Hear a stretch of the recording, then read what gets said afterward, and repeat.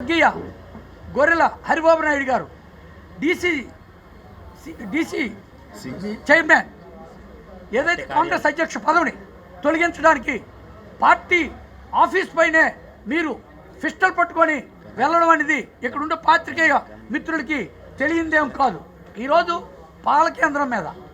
నీ తొలక నివాస భాగానికి ప్రక్కనే ఉన్న పాలకేంద్రం మీద ఆ రోజు వీరు అధికారంలో ఉన్నప్పుడు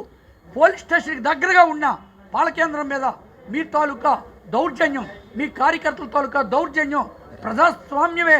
తలదించుకున్న పరిస్థితి మీరందరూ మర్చిపోయారా అని చెప్పేసి ఈ సందర్భంగా తెలియజేస్తూ, ఖచ్చితంగా ఈరోజు మీరు చేస్తున్న ప్రజాస్వామ్యం డెమోక్రసీ మీద ప్రమాణం, మీరు కాన్స్టిట్యూషన్ మీద